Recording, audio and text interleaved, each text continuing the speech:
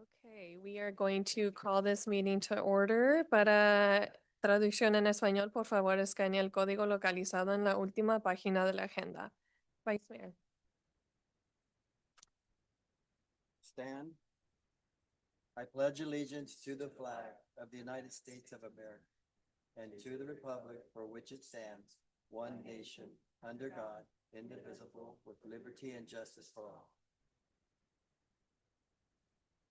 Let's pray. Father, we know that hate cannot drive out hate and that only love can do that. So I'm just praying for us in Riverbank that we would have a fresh baptism of that love, to learn to love you with all of our heart, soul, mind, and strength, and what it means to love our neighbor as ourselves. Lord, you said to ask for wisdom, so we're asking for wisdom tonight as we conduct business at the city council. Lord, we know that every good gift comes from you, so we recognize that tonight as we move forward. In Jesus' name, amen. Roll call, please. Councilmember Uribe? Here. Councilmember Fossey? Here. Councilmember Call? Here. Vice Mayor Pimentel? Here. Mayor Hernandez? Here. There are no agenda changes at this moment. Any council authority member who has a direct conflict of interest on any scheduled agenda item to be considered is to declare the conflict at this time. Pursuant to Government Code 84308 Levine Act, any council authority member who has received a contribution of $500 or more within the preceding 12 months from a party participant or their agent related to an item on the agenda must disclose that contribution on the record prior to participation in the discussion or decision on the item, and may be required to recuse themselves as applicable. Any conflict of interest? All right. We have item 7.1, StanCOG here to present on the Regional Transportation Plan. Good evening, Mayor Hernandez and Council. My name is Michael Schmidt. I'm with Kimley Horn and Associates, and I'll be presenting on the Regional Transportation Plan. Can you hear me? Closer? Is that better? There we go. I'll reintroduce myself. Good evening again, Mayor Hernandez and Council. My name is Michael Schmidt. I'm with Kimley Horn and Associates. I'm here to talk about the Regional Transportation Plan this evening. So I'm basically going to first talk about what is the Regional Transportation Plan, just to give an overview of it. And then I'm going to share a little bit of information about where we're at in the process. And then I'll highlight some of the connections to other StanCOG projects. And if you're not familiar with StanCOG, StanCOG is basically the regional authority that oversees all of the regional connections for transportation within the county. And then we'll talk about how to participate. I'm really here to kind of ask for your participation, to get your input, to make sure we build a plan that really meets the community's needs. And then I'll talk about next steps. So what is a regional transportation plan and sustainable community strategy? It's kind of a mouthful, but it basically is intended to reflect the shared vision of cities and the county as it relates to transportation and land use. It documents our long-range multimodal transportation plan. So we're thinking bikes, peds, cars, aviation, so all the modes. It complies with various federal and state requirements, and it links transportation and land use. So there's a recognition that, housing and employment, they relate to transportation. And it's a high-level planning document, obviously, since it covers all of the information. So what does the plan have to do? Well, it has to prioritize transportation projects over a 20-year horizon. It includes, again, roadway transit, active transportation, bike and ped, and it needs to be fiscally constrained. So we take into consideration how much revenue will come into the county for transportation and how many projects we have planned, and we have to make sure that balances. It's got to meet air quality goals. Obviously, that's important. It's also going to comply with various state and federal legislation, including Title VI and the California Environmental Quality Act. So the first thing we do as part of this process is we look over the 20 years and we take a look at what the forecast for employment and housing is. And this map just kind of gives you a flavor of, we have a demographer come on board, actually from the University of Pacific, and they estimate how many folks are going to live here in the future. And you can see Riverbank has, it's anticipated to have another 538 households over the next 20 years with about 1,800 people and about 400 more employees. And we basically total that up. And that's information or input into figuring out, well, what kind of transportation system do we need to accommodate those needs? There's also a focus on making sure that as part of that process, we're increasing the supply of housing, that we're making housing more affordable. There's actually a separate process you may be familiar with. It's called the Regional Housing Needs Assessment, and it basically feeds into the housing elements of every city. And there's obviously a key focus on making sure that we connect destinations that people want to go to and making sure there's an equitable distribution across the jurisdictions on investments. So part of how we do that is after we've kind of figured out, well, how many people are going to live here, and where are they going to live and what kind of jobs they need, we go through what we call a scenario analysis. And that's basically where we're at in the process, which is where we kind of reach out to the community and say, well, what do you think the future should be? And so in a traditional process, we just kind of go from the present to a desired outcome. But in this kind of process, we develop scenarios. So they're different alternatives.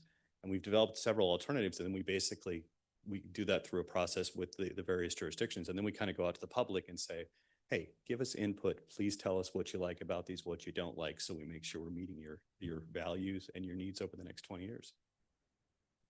So there's just some guiding principles as we go through this process things that we take as givens. You know, we want to ensure that there's enough jobs and housing within the county.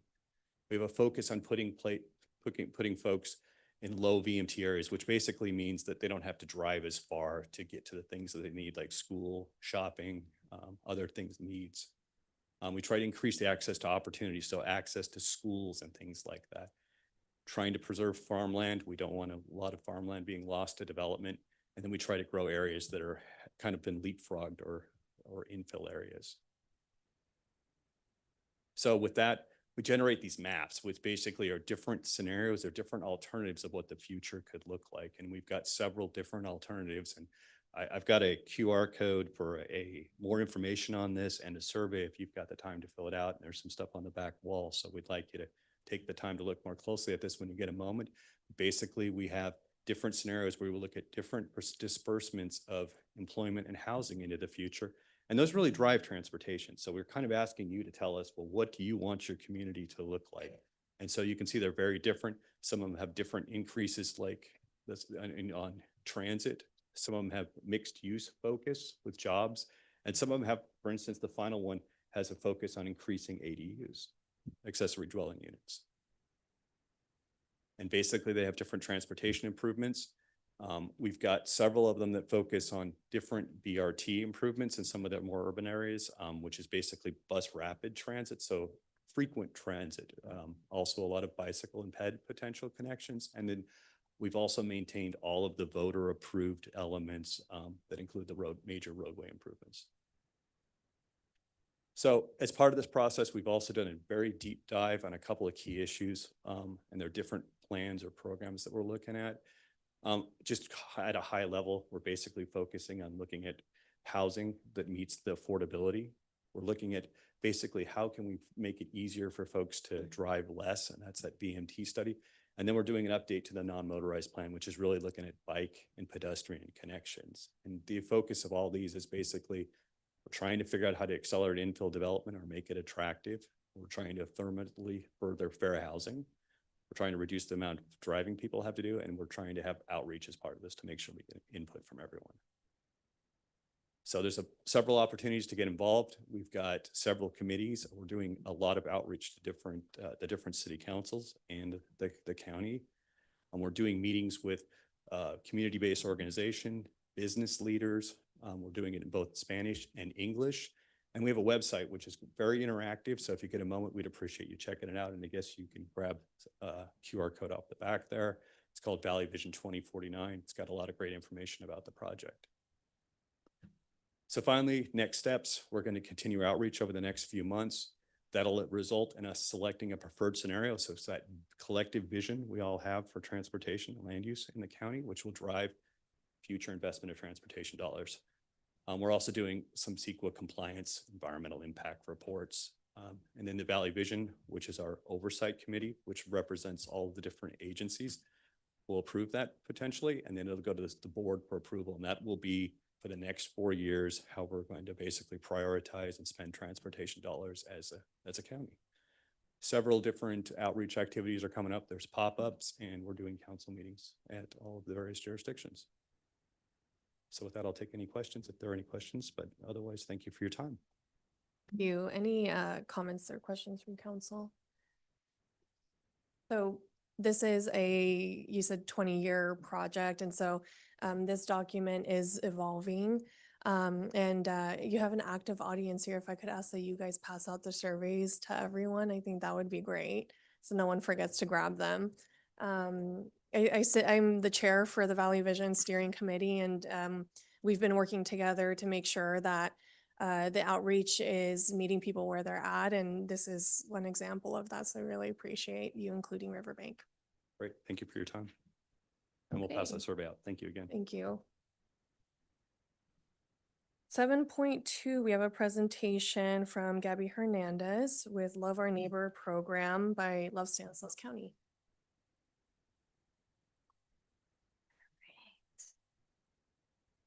Thank you, guys.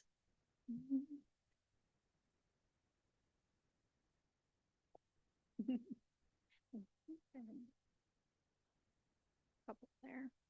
All right, good evening, Mayor Hernandez and City Council member. My name is Gabby. I'm the director for Love Our Neighbors with Love Stanislaus County.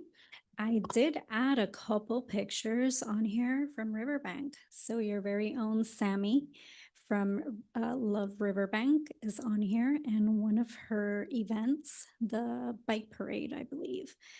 And then in the bottom right, you will see another picture of another event with seniors and creating or crafting at the park. So today we'll delve in a little bit more of like Love Our Neighbors and the program. So our year-round programs at Love Stanislaus County consist of Love Our Kids, Love Our Neighbors, and Love Our Schools. A lot of people don't know that Love Stanislaus County houses these programs along with Love Our Cities, such as Love Riverbank. So Love Our Schools works to help meet the needs of the local schools in our area by connecting volunteers with some schools. Love Our Neighbors, which seeks to equip and inspire people to host neighborhood gatherings with the goal of forming deeper connections and a sense of belonging amongst neighbors. Love Our Kids is dedicated to make sure children throughout Stanislaus County feel loved, cared for by assisting CPS and some of the referral needs. Our vision for Love Stanislaus County is that every person values one another and seeks to help where help is needed. Our mission is to inspire community to love each other through building connections, generosity, and volunteering together. So, hello, Riverbank. These are some more of our events or some more of Sammy's events that she put together here in the city of Riverbank, such as the Boo Bash and the Safety. I believe it was like the Safety Bike Fair. This is a video. Could we play the video or no? All right. Oh, there we go. No worry. So this is just a video that we created. It depicts a picture and video, of course, of how neighbors can gather together, how they can connect with one another, backyard barbecues. We had the Patterson Moms Walk group that reached out. They seek sponsorships for their groups. This is a backyard barbecue, even women connections. Younger people have also reached out to us to gather. We do have surveys at the end and feedback that we do collect so that we can map which communities are thriving and which communities are in need. Skip that. All right, so why the need? So per the CDC, there is an indication that a significant portion of adults report feeling of loneliness and a lack of social support, factors that can adversely affect mental health. Locally in Stanislaus County, the need is reflected in several key data points. A recent community health assessment for the county identifies social isolation and related behavioral health needs as priority areas. And this is cited through Health Services Agency. A behavioral health evaluation found that among respondents in the county's prevention programs, 19% of all respondents reported not asking for support from other community members. And among a specifically at-risk population, this figure was as high as 59%. This was cited by Stan BHRS Prevention. In the senior population, age 65 and older, nearly 45% of residents were considered economically insecure, according to the Elder Index. The 2025-2028 Community Health Improvement Plan explicitly includes the goal to gather and analyze data and social isolation and related behavioral health needs in Stanislaus County to identify priority populations. And this was through the Health Services Agency. Now, Love Our Neighbors has conducted its own research through our LON survey, where we have surveyed 461 participants in a year, which include participants and hosts. We have gathered key data that shows how impactful connections are.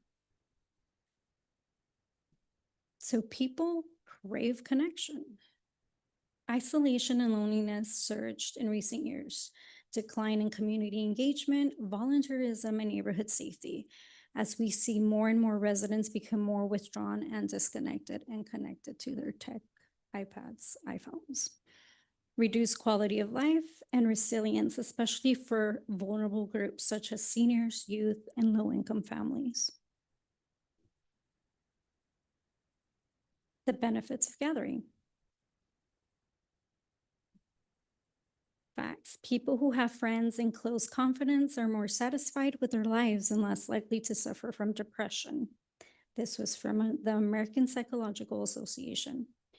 Improved mental and emotional well-being for individuals and families. Empowered neighborhoods where kindness, volunteerism, and mutual care become part of the local culture.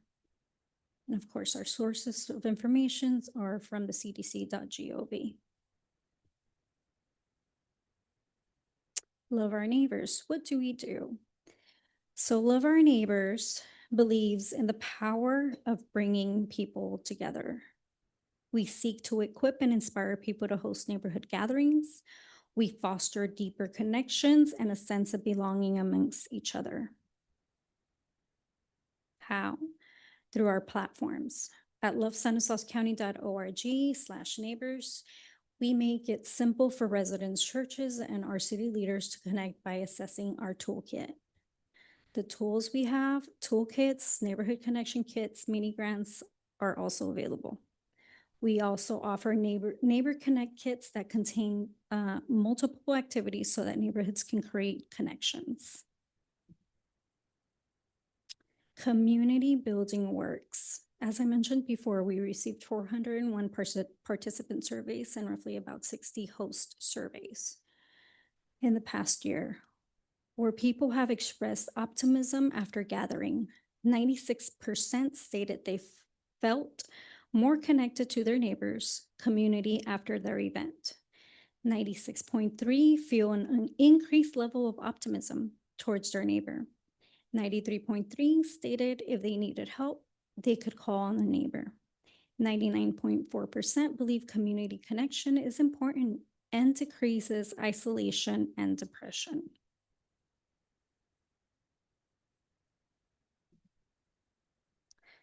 Toolkit, Neighborhood Connections Toolkit didn't show up. It's okay. We have created a toolkit called the Neighborhood Connections Toolkit, which you guys will find in your binders. The content serves as a blueprint on how to start planning a gathering, event, or connection. The goal is to simplify the planning process with tips and tools many of our neighbors can use. In the toolkit, you will find a neighborhood magnet, a list for contacts, ideas, tips for successful planning, setting a date, a budget, and selecting a location. Also needs for permits, entertainment, and spreading the word. It also contains information on our grants, information on our neighborhood connections activity kits, and how to draft an invitation even. At the end, it contains the QR codes for feedback. We want the public to give us their feedback. so that they, again, we can map out which communities are thriving and which need more attention. Gabby, for clarification, so is this in-person assistance when using the toolkit, right? So when you're applying for this, it asks specifically in the applications, do you need assistance, either acquiring supplies, event planning, et cetera, et cetera? So is this an actual like in-person kind of assistance?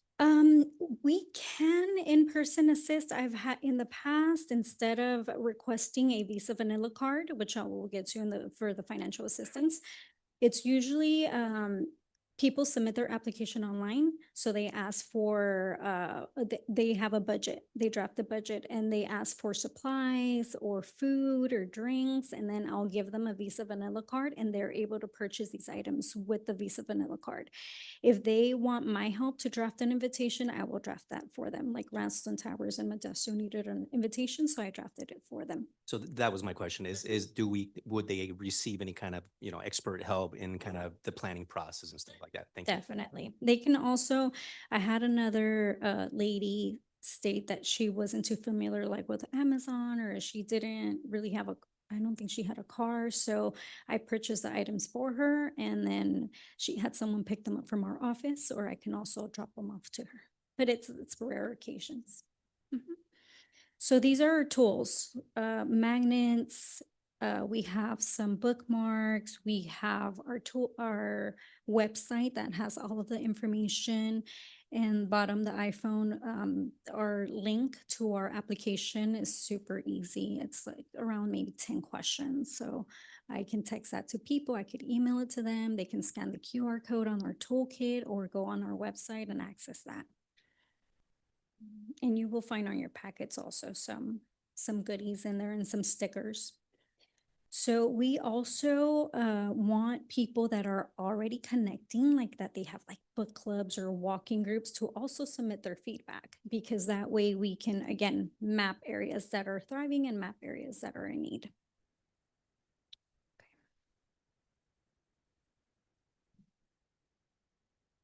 So this is one of our stickers, if you see Riverbank on the top right.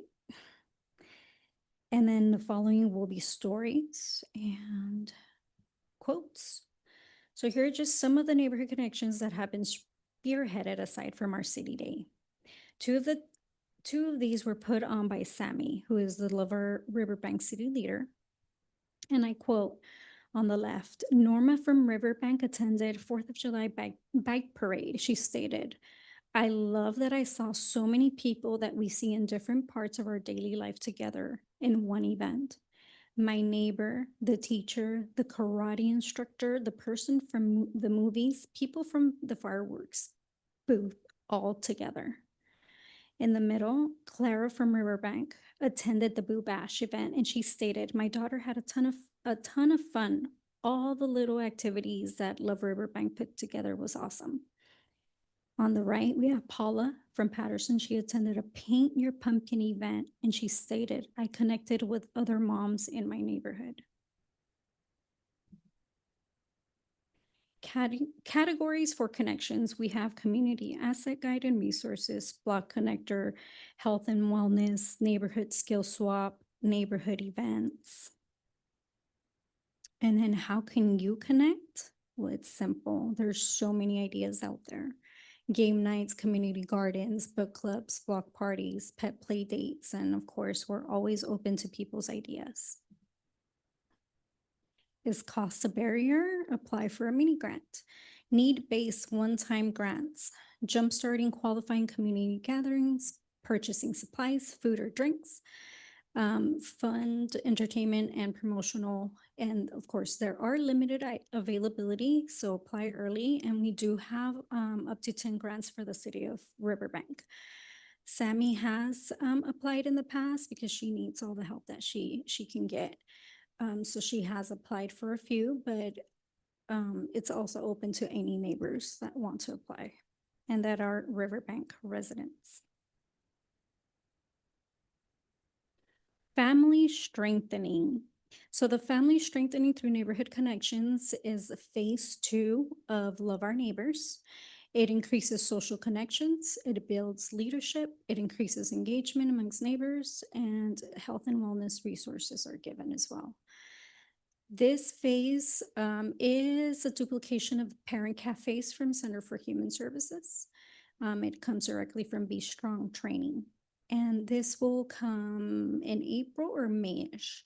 The 5 protective factors for that are parent resilience, social connections, knowledge of parenting and child development, concrete support in times of need, social and emotional competence of children. And we will also be training, so it's kind of like a train the trainers situation.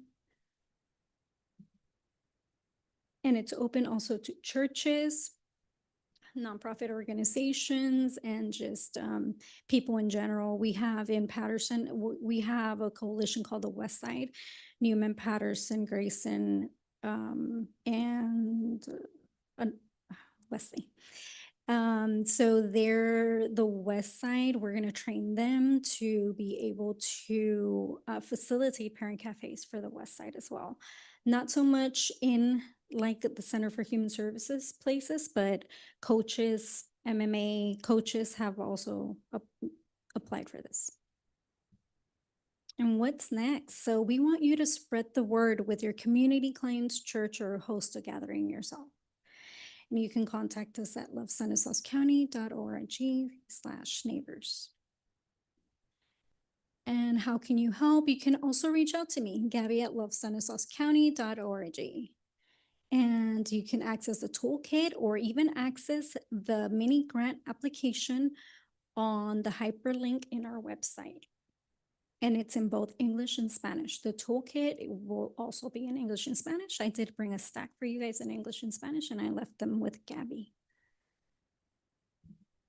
Ahí dice, me toca ya. Community. All right. Community of Riverbank. It was a pleasure to present to you, and I'm open for any questions. Thank you very much. Are there any questions or comments from council? All right, thank you so much, Gabby. Thanks for making the time. Okay, so we have public comment. At this time, members of the public may comment on any item not appearing on the agenda and within the subject matter jurisdiction of the City Council LRA Board. Individual comments will be limited to a maximum of 3 minutes and time cannot be yielded to another person. Under state law, matters presented during public comment cannot be discussed or acted upon. Mayor, we did not receive any public comment cards in the chamber, and we do not have anyone on Zoom. All right, so we do have, I will open it up to those in the audience, and can you please join us up here? We have, are you here in your capacity for Senator Alvarado? Yes. Hi, good afternoon, Mayor Hernandez, members of the Riverbank City Council, and local Riverbank residents. My name is Alexis Chavez. I am a field representative for Senator Maria Alvarado Gil, and I represent the city of Riverbank. Well, I cover the city of Riverbank, so if any members of the council ever need something from our office, please feel free to reach out to me. And I want to do a legislative update and just on catch you guys up on what the senator has been doing. And it is so nice to be back here in the community of Riverbank. We recently had a meet and greet on February 6th at Mountain Mike's, in which the senator came and she was able to meet with some of the residents from Riverbank. And we've also been hosting recent events throughout Stanislaus County. We hosted an ag and water policy roundtable last Thursday. We also had another meet and greet last Friday in Oakdale. And the senator also did a Stan RTA tour and also a Stanislaus County Farm Bureau Northeast Regional meeting. Some of our upcoming events, today I had mobile office hours in Patterson, and next week we will have mobile office hours at the Modesto Library since the county library is closed. But just to give you guys a legislative update, she recently wrote an op-ed regarding the closure of oil refineries in the state, leading to higher fuel prices. Introduce a package of wildfire defense and energy bills that include AB 1084, a tax credit for home hardening, SB 1118, a 50% tax credit for backup electricity or solar generators for up to 5,000 or 7,500 respectively. and SB 1162, which builds on existing law, that updating and reporting every 5 years on key action items, track and ensure the achievement of the goals and key actions identified in the state's wildfire and forest resilience action plan. And this bill will require the Department of Forestry and Fire Protection to identify ways to prioritize the state efforts to reduce wildfire hazards in the wildland-urban interface identified in the action plan for zip codes that have been seen the largest increases in the fair plan policies. And lastly, SB 1234, which is also known as Leo's Law, would require that when a juvenile court orders a parent or a guardian to submit to testing for controlled substances, the panel also include testing for fentanyl. And that is all I have to report for you guys. Any questions? Okay, thank you for your time. Any other public comment? Not on the agenda. Okay, nothing on Zoom. Okay. We are going to move on to the consent calendar. Is there any discussion or consideration for items 9.1 and 9.3? So I'll make a motion to approve the consent calendar? Second. Roll call, please. Councilmember Uribe? Yes. Councilmember Fosse? Yes. Councilmember Call? Yes. Vice Mayor Pimentel? Yes. Mayor Hernandez? Yes. Motion passes 5-0. Item 10.1, we have a couple public hearings, a resolution approving the LRA mid-year budget adjustments for 25 to 26.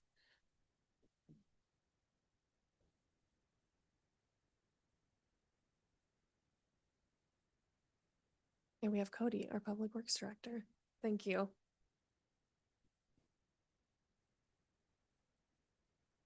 So this agenda item is just a single adjustment to the mid-year budget for fiscal year 2025-26 for the local redevelopment authority.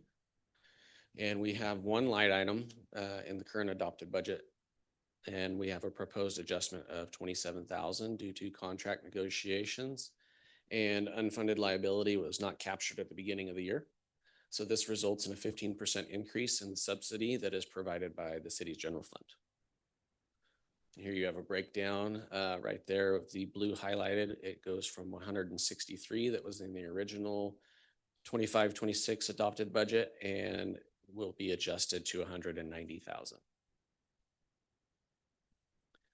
Staff's recommendation is that the LRA board adopt a resolution approving the LRA mid-year budget 2025-26 line item adjustment to the approved budget, and be happy to answer any questions that you may have. Thank you. Questions or comments from council?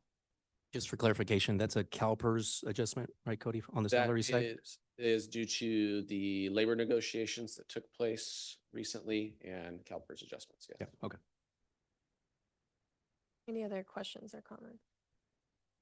All right, this is a public hearing, so I'm going to open it up to public comment. Are there any public comments in the audience or online? We did not receive any comment cards, or there is no one on Zoom wishing to speak. Great, we are going to close this public comment period. We'll bring it back to council for any other questions or comments or reconsideration. Make a motion that we approve the recommendation for the LRA board. And I'll second it. Roll call, please. Authority Member Uribe? Yes. Member Fosse? Yes. Member Call? Yes. Vice Chair Pimentel? Yes. Chair Hernandez? Yes. Motion passes 5-0. Thank you. Thank you, Cody. Item 10.2, resolution approving the fiscal year 25-26 mid-year budget adjustments. I had turned my mic on. Thank you, Mayor. I'll just wait a moment for our presentation. But tonight we are here to review our mid-year budget review for our fiscal year 2025-26 for the citywide funds. This provides us an opportunity to revisit projections that were made during the annual operating budget adoption period, which was in June of 2025. We can make any adjustments based on new information, emergency needs, and or revenue and expenditure trends. It provides departments with an opportunity to request new appropriations for emergency projects, equipment that might require immediate attention. So here is a graph of our general fund revenue growth over the years. You do see that there is a slight dip in 25-26, and that is primarily due in 24-25. We received some funds from the insurance, for insurance reimbursement based on our Public Works Corporation Yard fire. So we've been going through replacing equipment and making repairs. And so we had received some of that funds in the 24-25. So we did have an increase to our revenues, a small increase of 104,425, a slight increase in the property tax revenues and our building permits, a decrease in what we're seeing from our COPS and SLEA fund. Planning and zoning fees had a small increase of 14,600. The largest increase that you see up there is to our interest income of almost 70,000. And then we had a sale of some surplus equipment that was not anticipated, but 18,300. For our general fund expenditures, you see a large increase in our 25-26 budget. And the major increase in that budget is we had some new general fund subsidies that included our Sierra House and the local redevelopment, the LRA, and we had an increase in our recreation subsidy. So in our expenditures, we have an increase of 484,000. Of that, we have 121,000 that was based on labor negotiations, and then some corrections to personnel cost of 72,000. And that was some calculations and allocations that were done incorrectly. Additional subsidy for the LRA, which was just previously approved on the previous item. Administration, so some building modifications here in our administration building to add 2 workstations for some needed positions for additional staff. In our public safety, there was a correction to what the camera cost was. Unfortunately, it was put in as a 1 month amount instead of for 12 months. So we missed putting a 12 in there and only a 1 was in there. Development services. So at our past council meeting, the city council approved the lease for our new City Hall East across the way. So staff is asking for $91,276. That would include new furniture, cubicles, chairs, tables, some carpet, and some security measures. So this is where our general fund reserve is. We are projecting with these changes for the general fund to reserve to end with a 43% reserve balance, and the green is the mid-year, the blue is the original budget that was adopted. So there was no change in the beginning reserve fund. This shows our amended revenues, the amended expenditures, with the anticipated reserve to be 7.2 million. We are carrying a structural deficit of 2,623,915. The original reserve balance was projected at 7.6 million, so it's a reduction of about $411,000. So what we would consider in our future budgets are any revenue changes potentially in property taxes and the result of new development, both residential and commercial, and then an increase in any of our sales tax related to development of additional commercial. We also want to continue evaluating our department staffing, any capital needs that may have no other funding sources, and then our ongoing subsidies to other funds, which is our gas tax, the maintenance, for our maintenance of effort of our streets and roads, continued increases in the recreation subsidy, our Sierra House continued subsidy, and then the LRA continued subsidy. And then just for clarification, so those bottom four categories, that totals the 2.1, right? The structural deficit pretty much.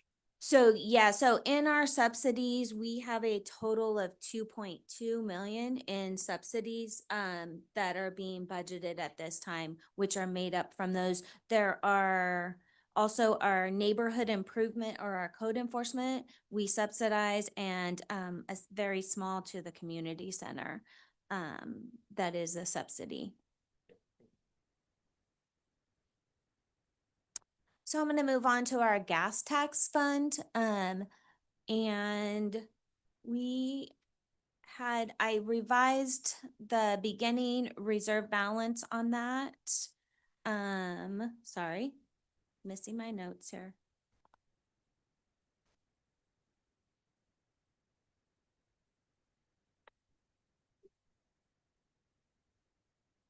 So we did make some changes to revenues that included updated state projections for the gas tax funding in the amount of 103,000. Expenditures were slightly increased based on labor negotiations and some minor personnel corrections. And that is about it on the gas tax. We're still anticipated ending that reserve balance with 154,675. Reserve balances in the gas tax are primarily from your SB1 funds.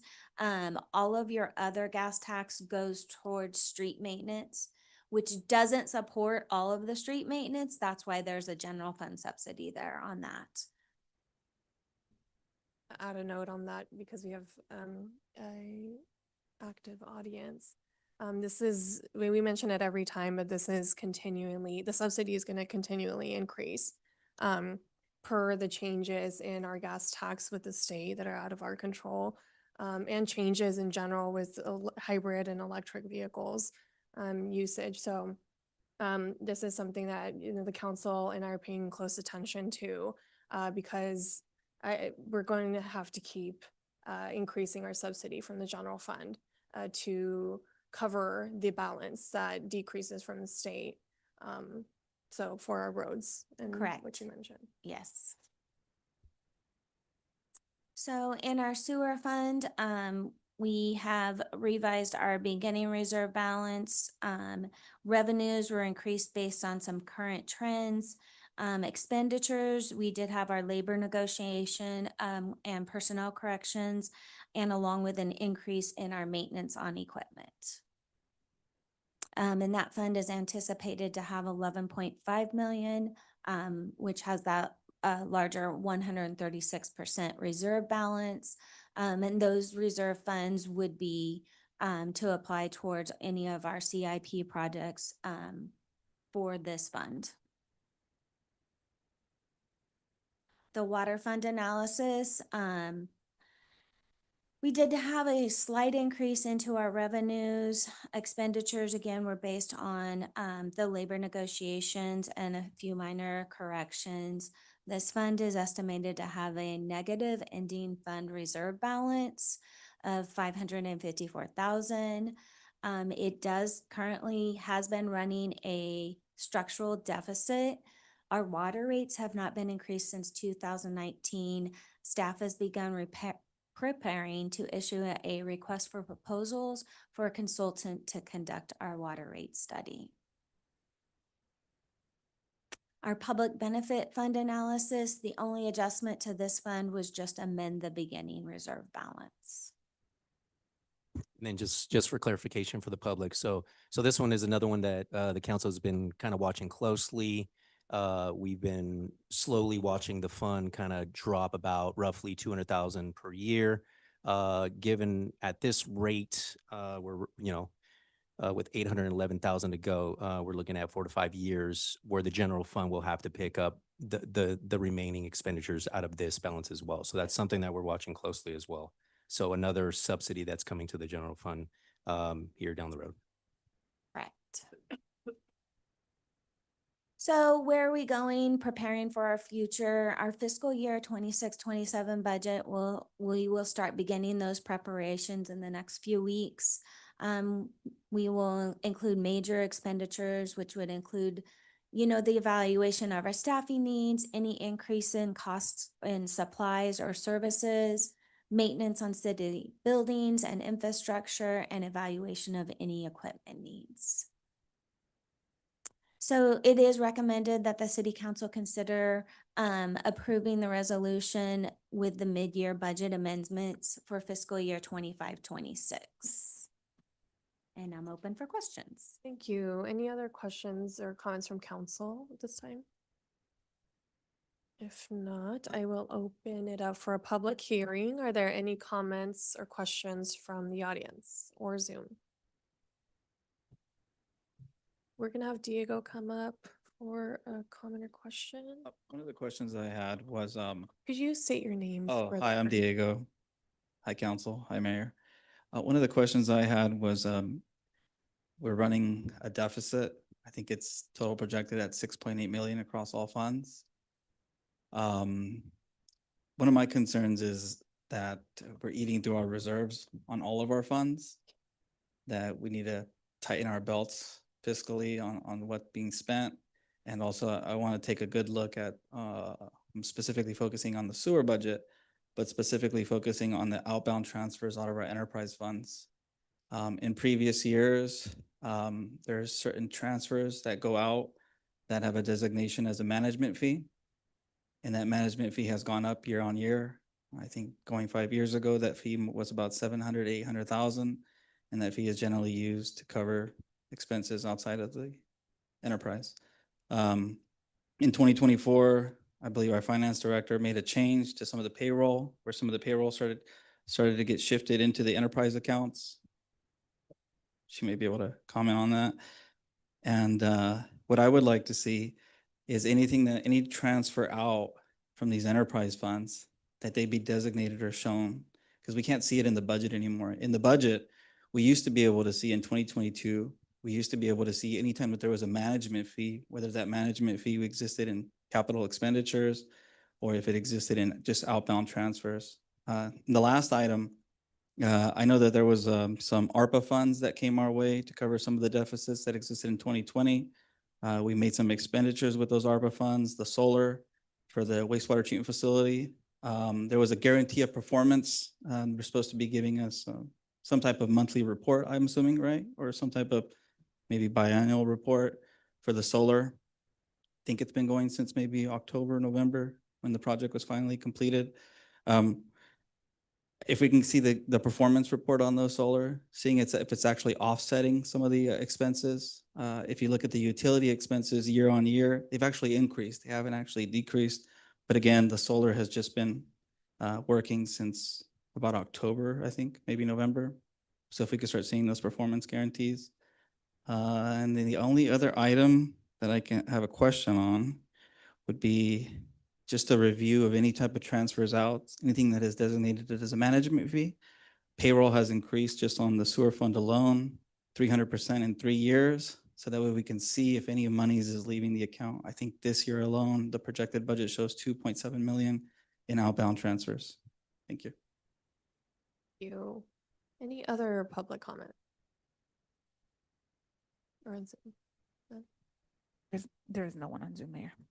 Right. I will close this public hearing. I'll bring it back to council for any more questions or consideration. I make a motion that we approve resolution for the mid-year budget. And I'll second it. Roll call, please. Councilmember Uribe, Yes. Councilmember Fosse, Yes. Councilmember Call, Yes. Vice Mayor Pimentel, Yes. Mayor Hernandez. Yes. Motion passes 5-0. We are going to move on to no, we did that. 11.1, provide direction on a facility fee waiver request for Riverbank Youth Baseball and Softball Association in the amount of $16,500 for the use of the Castleberg Park Sports Field and Concession Stand. And we're gonna have Director Michael Patton give this report. Good evening, Mayor and Council. So we received a request from the Riverbank Youth Baseball and Softball Association to be able to use the facilities at Castleberg Park for their upcoming season. To kind of provide a little bit of background, in May 27th of 2025, the city council approved a fee waiver policy to allow the city staff to waive up to $7,500 annually for city-owned facilities. This policy came in place at a time where about every city council meeting we're providing, there's a new item on the agenda of, hey, this organization wants to rent the community center, this organization wants to rent the Scout Hall, to kind of expedite the process, and instead of coming to you guys every 2 weeks with something new, we created this policy to allow the city staff to do it internally. To date, we've since for about 10 months, 9 months of this policy, we waived up to about $5,500 worth of fees, leaving us around $2,000 with a variety of organizations. On January 27th of 2026, the city council approved a fee schedule update for the Parks and Recreation Department. This came in after the city completed a financial sustainability study on the department to review our finances and figure out, create goals on how we can improve our cost recovery. In that study, the consultants found our cost recovery is 16%, meaning for about every $100 we spend, we make about $16. The national average is about 25%, with the state of California just slightly less than that. The consultant did say that we are below the state average on the cost recovery. In that fee schedule update, these were updated for the sports fields at Casper Park. We do have them available for organizations, community members to rent and use and utilize. That fee schedule included the following here. So field use is $30 per hour per field. We do require a deposit of $200. The usage of lights for evening games or activities is $35 per hour per field. If there is a request to have a staff member on site, that is $22 per hour. We do provide field dragging to make the dirt a little bit nice and soft and look nice. We don't provide the chalking. That's at $75 per hour to offset staff time and equipment and materials to make that work. And then concession stand, we do have $200. It's $200 per day. That matches the use that we have at the sports complex with that fee. So we want to make it consistent across the board. So the request that, as mentioned before, the Riverbank Youth Baseball and Softball Association has requested a fee waiver in the amount of an estimated 250 hours of field use for their upcoming season and an estimated 45 days of concession stand use. So if you grab the fees from the fee schedule, 250 hours times $30 an hour equals $7,500. And then 45 days faux concession stand use, it's $200 per day for 45 days equals 9,000. So that equals 16,500. As city staff, we provided 3 options that for the city council to consider in reviewing this fee schedule, or not fee schedule, this request, and kind of tying back to our policy that we approve for waiving the fees. Anything that exceeds the city or the staff's authority would be brought to city council for your approval. So that's why we're kind of here today. So option 1 is to approve the fee waiver request. In these options, I will provide pros and cons that staff has identified. Michael, if you could just provide some context before we get into the options. Historically, how much of the 16,500 has the organization paid in previous years? So I started here in late 2023. So my first interaction with the organization was in 2024. Prior to that, my knowledge has been a handshake agreement to where the organization, let me back up here, they would pay $0 in field use. They would pay for lights. As far as a deposit, I'm not familiar with the deposit being paid. A site monitor would not be required to be out there. Staff has, prior to my being here, my knowledge that they would do field work at the request of the organization. They would not do chalking, but they would do dragging the fields. And then the concession stand was provided to the organization at no cost. Last year, we kind of tied things down a little bit. We worked with the organization on creating an MOU, which was the first, to my knowledge, with the organization. Where again, field use was not paid. We did request a deposit. The organization did pay for lights. The organization also requested that that the restrooms be unlocked. Again, our city policy is that restrooms are locked in the evenings, or parks are closed in the evenings once sun sets, which made it difficult for the organization as they have night games. So we agreed to have a site monitor on site that would leave the restrooms unlocked and they could kind of monitor the facility. The organization would pay for that staff member's time.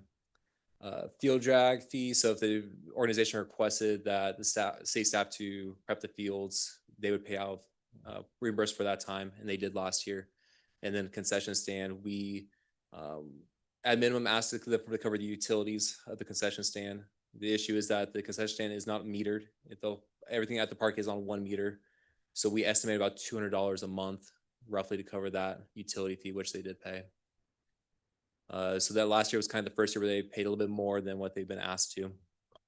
And so with the structure of the fee schedule, with everything we kind of set up in place, it's now lining up to where we're seeking an official formal fee waiver. So going back to the options, so option 1 is approve the fee waiver request. The pros of this is the city would be financially assisting an organization that's been here operating Riverbank for many, many years. We'd be supporting local youth participating in recreation and physical health. The cons are the city would be absorbing the financial burden of the reservation and the usage of the concession stand and sports fields. The other con is kind of sets a precedence for other groups similar to the organization that could request fee waivers as well. We do have other organizations that use our facilities like the sports complex that are youth-based, that are nonprofits, that we generate revenue to offset the cost and maintain those facilities. So that could set a precedence with that. So if city council decides to go with option 1, city staff is recommending some conditions. Again, you as council can take or leave the recommendations as are, but this is what we recommend. That the group be responsible for funding the add-on, so the deposit, the field light use, side monitor, and field drags. We also suggest an agreement be signed between the city and the organization to kind of outline responsibilities. The group provides insurance that meets department standards. The city is listed as a top-tiered sponsor and receives all the benefits of a sponsorship that they have through the organization. A current letter of determination from the IRS showing that the nonprofit organization is in good standing. So that way when we're offering these benefits, that we're making sure that we're dealing with an organization that is in good standing with the state and with the federal level.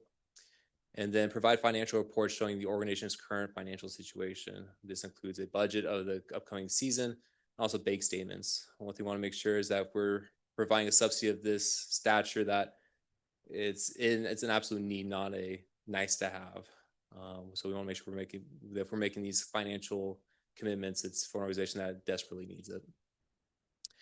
Option 2 is to deny the fee waiver request. The pros is that it reduces the direct and indirect expenditures incurred by the city by RIBS's use of the facility.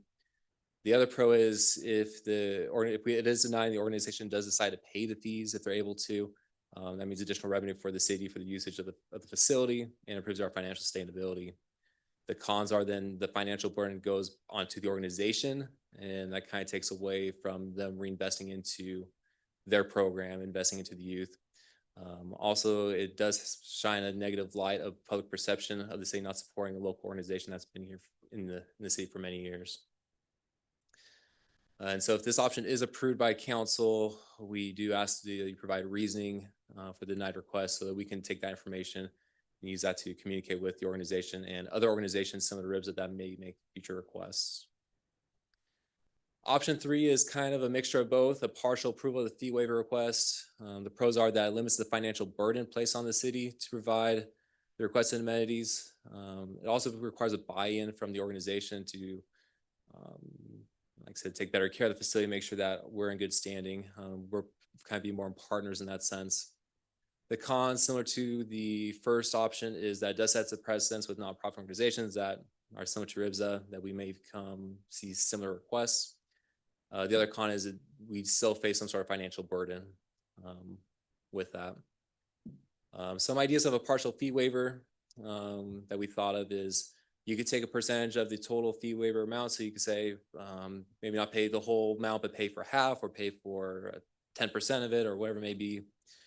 Another idea is instead of for the concession stand at $200 a day use, we may say, hey, we do a revenue split. So you may not be charging $200 a day, but we take a percentage of that revenue, which will be less than that $200. In-kind work to be performed on the facility, so repainting backstops. One item that the organization has requested many times from the city is to install shade structures. They can go and do fundraising for that and donate the money to the city, or use their 501c3 as designation to apply for grants to improve the park as a whole. The other option is to do volunteer hours as an organization for city programs and events throughout the year. So we do have like our haunted hayride, cheese and wine, where we desperately seek volunteers. So we could trade that compensation instead of cash as volunteer hours. So again, those are just some ideas. I'm sure there's hundreds of ideas out there that we haven't thought of. Again, just some ideas to get the brain working. Again, if this option is approved, we do require or request as staff the similar things that our option one provide or is requesting. Again, Roselle is responsible for funding the add-ons, deposit field lights, parkade, field drags, an MOU or some sort of formative agreement, insurance, a top tier list as a sponsor, a letter of determination from the IRS, and then financial reports showing the organization's financial need for that partial fee waiver. So the recommendation by city staff is for the city council to select one of the three options provided by the Department of Parks and Recreation regarding the requested waiver of the facility fees for the Riverbank Youth Baseball and Softball Association in the amount of $16,500 for use of the Castlesburg Park sports fields and concession stand. And I'm available for any questions that the council may have. Thank you. All right, council comments or questions? Okay, so Michael, since the day I met you, you've been kind of advocating, you love partnerships, so you kind of might have an idea of kind of where I'll be going with this one.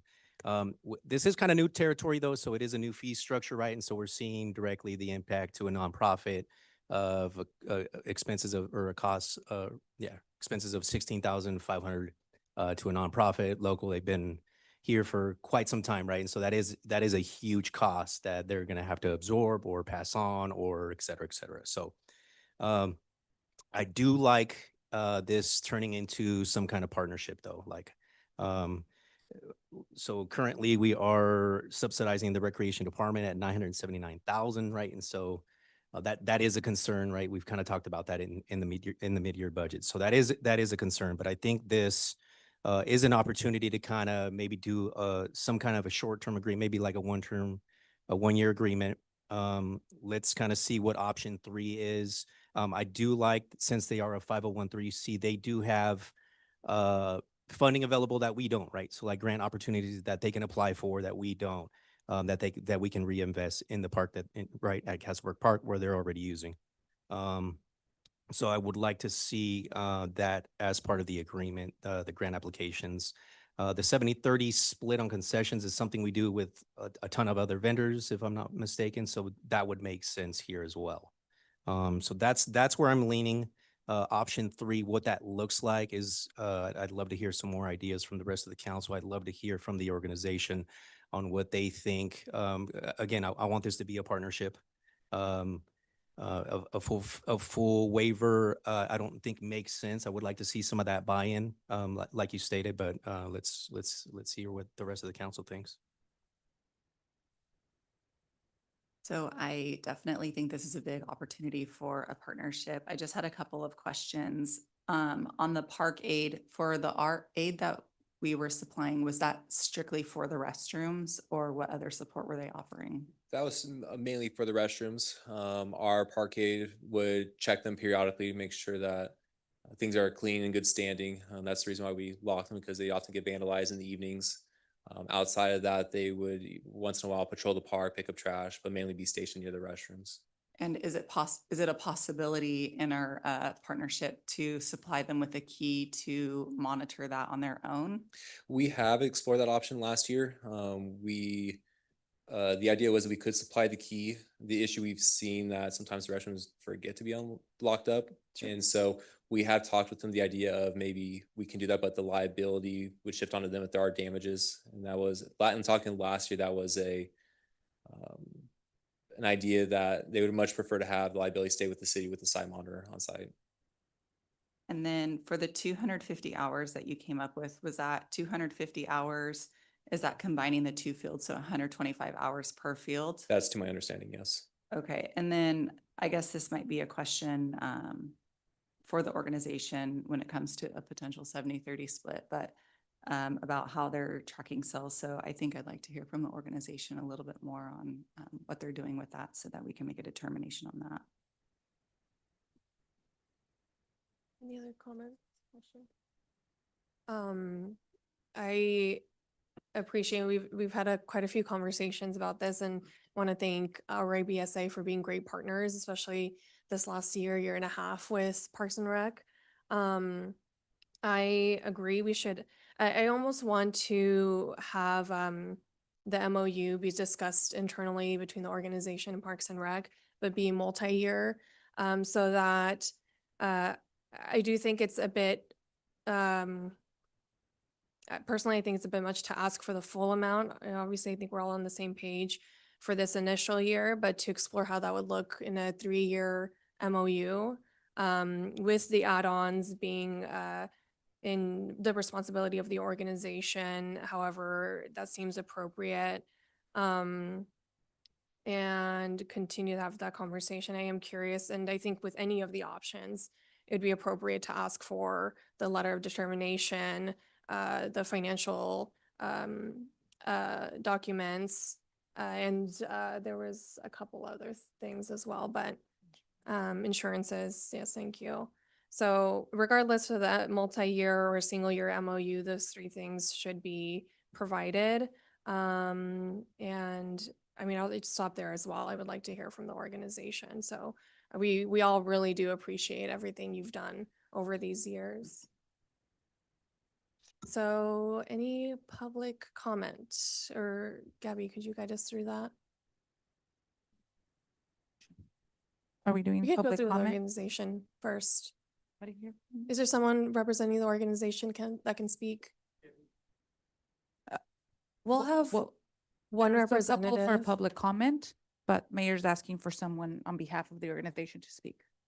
If you want to just share something on behalf of the Yeah, organization, I and can then share we'll it, move. and then our treasurer can speak to, I think he can answer questions about the financial Thank you. aspect. and everything. Okay, thank you. I think on behalf of our organization, we do want to thank you guys for all the work you have done. It's been a wonderful partnership. RYBSA has been around since, in our mapping since the 60s. And we have seen generations upon generations of kids come through our Riverbank baseball and find a love for the outdoors and sports and a community aspect of that. And we think that's something we do really awesome. One of the things I want to encourage though is option 1, in our opinion, cannot be an option, unfortunately, because it would cause us to be non-existent anymore. The amount of money that is asking, we try to keep our fees low, and we are a nonprofit running with moms and dads that are around just doing our work. I'm so sorry to interrupt you. Could we get the audience to, so it's a little bit distracting. Thank you very much. Oh, sorry. Option 2, I'm sorry. Option 2 was the amount option 2 was paying the full amount. I'm sorry. It's been a long day. I'm an 8th grade teacher. I've been counting and doing stuff all day, so I apologize. But asking for the entire over 16,000 from a small organization that runs on a shoestring budget, sitting at Pizza Plus once a month, trying to figure out how do we get kids with baseballs on a field to have fun. And so asking for $16,000 after we've collected fees already, we don't make money from this. We don't keep a large budget on hand. That is something that we definitely could not do. With that being said, we love the idea of working with Parks and Rec. I think we've started that relationship last year. I think it's been a really cool opportunity, and we'd love to keep working on it. The amount of money that is being asked, I think, has to be discussed because we are an organization that tries to keep our fees very low for our kids and our families. We've seen enrollment drop already just because of the situation that is out there with our economy and everything. We've dropped quite considerably. And so we'd like to find a way to work that out within our budget. Thank you very much. Can I get your name for the record? My name is Philip Sharp. I am the RYBSA baseball director. All right, we will move to public comment. And we will have our, Speak. never mind, thank you very much.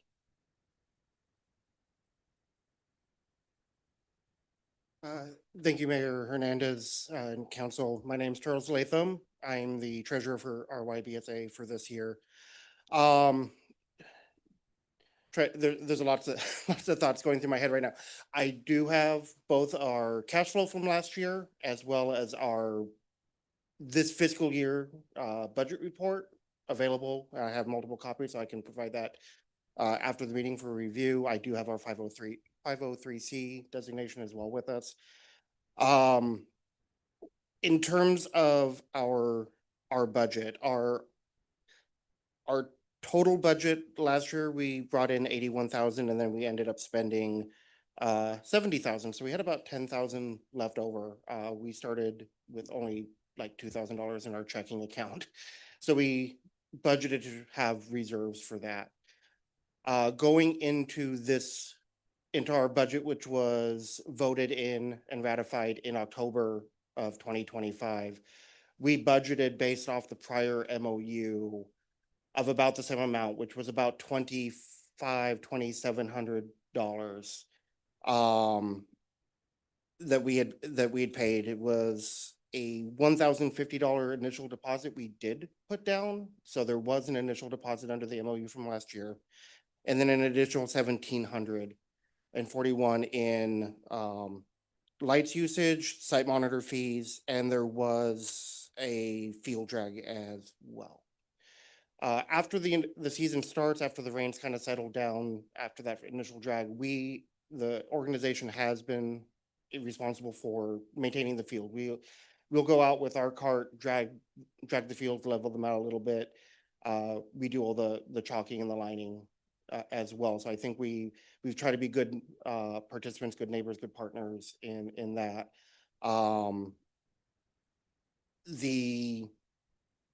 The fact of the matter is, if we were forced with the 16,500 today, we would be insolvent. We would have to cancel our season for the year, refund all the money that we could, and we would probably be bankrupt at that point. We would have to dissolve the organization. And that's just a simple matter of fact, because there are already costs we've incurred in this season. We've already had capital outlay for uniforms. Our insurance policies have been paid up for the year. That is money I can't get back, and it won't be covered after refunds. So it would be, we would probably just have to dissolve. The snack bar is a decent revenue generator for us. Looking at the numbers, we brought in revenue of 9,000 in the snack bar. We're not charging Oakland A's prices. It's like $1.50 hot dog. So that $9,000, if we had to pay for the concession stand just on its own, wipes out. Like, why would we even have the snack bar if we're just gonna bring in money to send it back out again?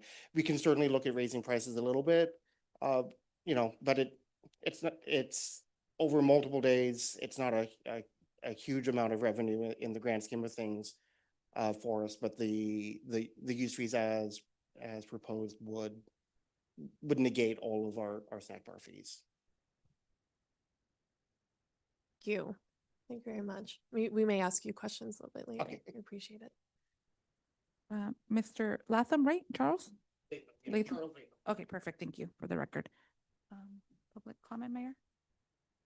Kathy Burke in the audience?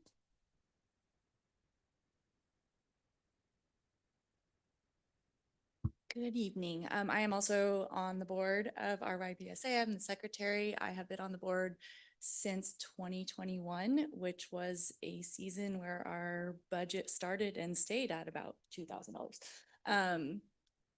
There have been vacancies on our board. There's about 5 to 8 of us that put the whole thing on, and it's our volunteer time, our hours that go into that to make this season happen, make every season happen. Like my counterpoint said, like we meet at once a month, we try to work out all the details. In addition to that, we are taking comments and feedback from our community. So the bathroom issue was based on parents needing that, right? Based on them complaining to us that we have practices, we have kids out here, and there's people at the playground and little brothers and all the things that can go on during that time of, after 5 or after 6. Even when we did potentially have it our responsibility to be able to open and unlock based out of the snack bar of the bathrooms. We had some situations where children were going into the bathroom and there were assumed unhoused people using the facilities to clean themselves. Like, so that attendant is necessary for us not to take on that responsibility in that mode as well. Again, there's not 25 people there monitoring everything at every time. We're all doing as much as we can. It was 2 years ago that our former president and I and our daughters stood here and received a proclamation from the city for our work that we do and for the efforts that we put into place. And we want to continue to do that. And just being in the organization, I've met so many different people since moving to Riverbank, since doing that, from kids that I was, herding in the dugout when they were 3, 4, 5 years old. And now they are, playing competitive softball and baseball and have known the families for a really long time, see everybody around town and all of that. And so I think the organization is a really important thing that we have in this city.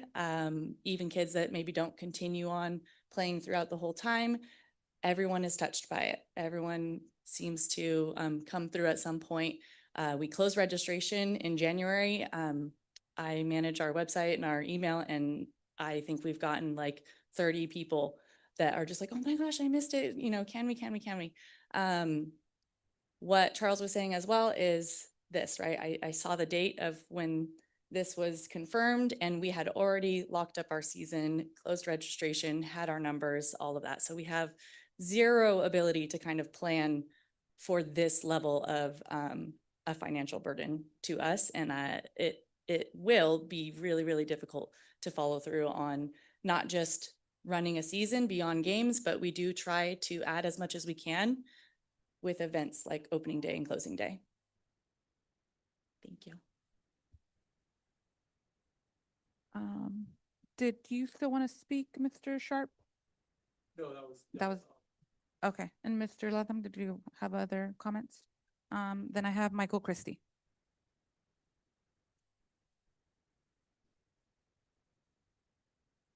Good evening, Mayor Hernandez and council. How you guys doing? Michael Christie, I'm Crossroads East, and my kids both played Riverbank baseball in 2012-14 time. It was a great time. I would love to see if the council, the city can support option 3 in any way. I'd love to see them continue on.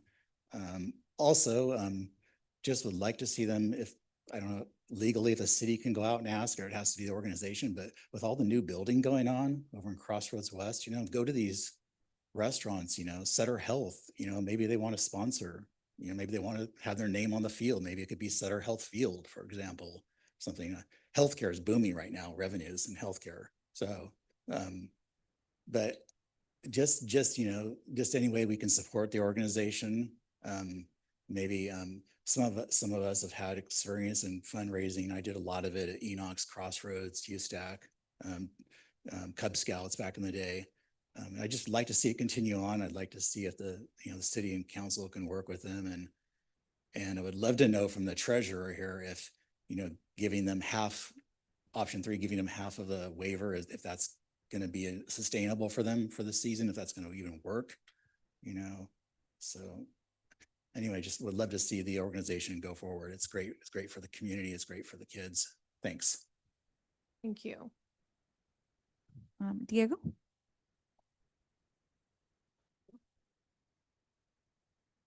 Hi, council. My name is Diego. I think we should support the organization. Maybe even consider postponing all options until we can actually talk with the organization, maybe in private, to come up with something different. If you look at the payroll salaries for the Parks and Rec, it's gone up. It's gone up 198% from the actual figures from 2023 and up until the amended budget of 2025, 2026. It's gone up 198%. That's 200%. So I don't think that the shortfall we should be looking for should necessarily be in this waiver. My kids have played in the league for years. I coached. We help out the kids. Sometimes I pick them up, taking them.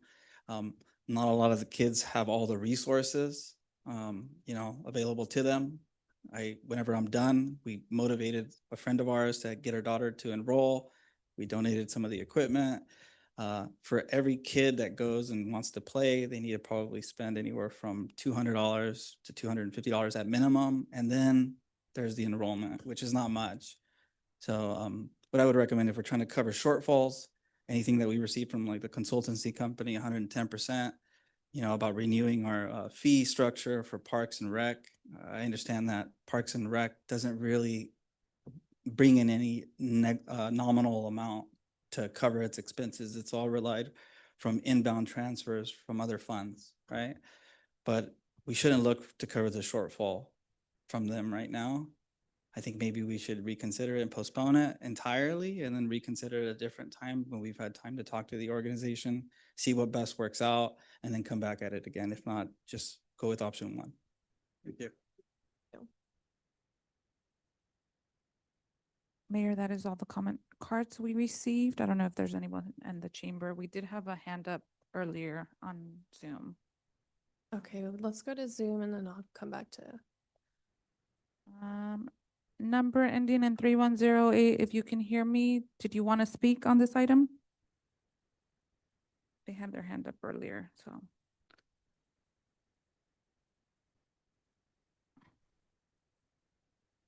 I don't see them raising their hand, Mayor. So Yeah. that is all. Are there any other comments in the chamber before we come back to council? Okay, thank you so much. Would you like to give a comment? I agree with Luis and Stacy. I do think option 3. But this year, based on what I'm hearing, maybe a lower amount because they have already closed their recruitment, but some type of compromise on maybe the dollar amount, but a lot of these other things, definitely.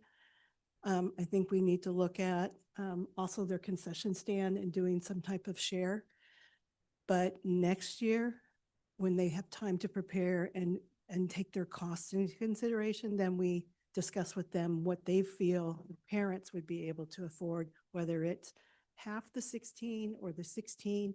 But right now, I don't think we can put on them the full 16 based on their registration being closed. They don't have any way. I do suggest that they do some walking around town and see if they can get some sponsors. I think that'd be great. I know when my kid was playing with a cheerleader and stuff, they did that. And there's a lot of restaurants that would probably love to sponsor the kids. But my option is 3 and relying on Michael to make the determination of what they can afford and what part of these we go forward with. So I would like to, I wouldn't feel comfortable, and forgive my pun, kind of eat into the profits of the 9,000 at the snack bar. So I kind of am leaning towards just kind of eliminating that at the moment. So for option 3, if we can pull up that first one. Option 3 right there. So all of those to me, and thank you, Charles, for sharing the financials there. So it kind of gives us an insight as to a decision here. And so I think those there, was there a page 2 on this one?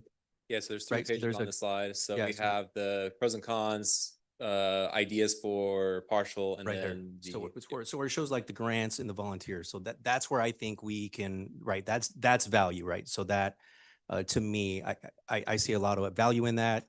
Then being able to apply for the grants, I see value in that. Then potentially being able to, get some funding that we can't get at all. And so then also volunteer hours, right, for some of the events that recreation hosts, right? And so I would like to see almost all of that, eliminating that 70-30 split. I think they should keep the entire thing. So maybe just to riff off of you if I'm not Yeah, interrupting. please do. I'm thinking a 3-year MOU, no charging for the first year. This would be with negotiations on year 2 to pay somewhere around 25%, year 3 to pay 50% of the fees. But to give you enough time, because as far as I know, you haven't applied for grants at this point and you don't have that experience. And Michael can attest that that is a big lift.